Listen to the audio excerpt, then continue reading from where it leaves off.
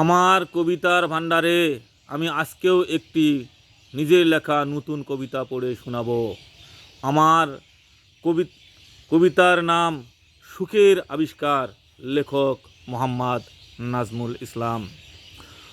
বন্ধু বান্ধব, আত্মীয় স্বজন, প্রেমিক প্রেমিকা, বাবা মা, ধন সম্পদ কিংবা অট্টালিকা, এসব বিনা চলতে জীবন কষ্টের পাল্লায়। আপসা ডাউন, সুখে দুঃখে ভরসা আল্লায়। নেই কেন নেই, নেই কেন নেই, এই সব চিন্তায় দুধের শিশু কাঁদে অবিরাম, হারিয়ে তার মায়। কাঁদিতে কাঁদিতে অবশেষে ঘুম, ক্লান্ত দেহে নিশীথে নিঝুম। উঠিবে জেগে হয়তো সকালে, একই সকাল রোজ কপালে। এভাবেই যেন ক্রমবিকাশ, দুঃখের স্রোতে আঁকে অবিলাস।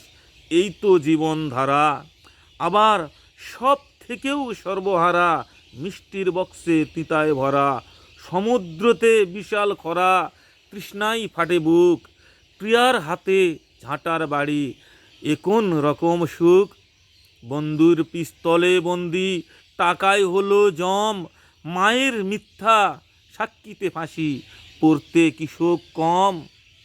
পিত্তি তিতায় মাখা মাংস, কলিজার ভুনা, পিটনের চোটে নিত্য যেমন তাক ধীনাধীন ধীনা। এমনই নিত্য, এমনই খাওয়া, এমনই করে প্রেম পাওয়া। এমনই সুখের সমুদ্রে যার কষ্ট আবিষ্কার, আবার কষ্টের ব্যাখ্যাই করতে পারে সুখের আবিষ্কার। হ্যাঁ, কষ্টের ব্যাখ্যাই করতে পারে সুখের আবিষ্কার।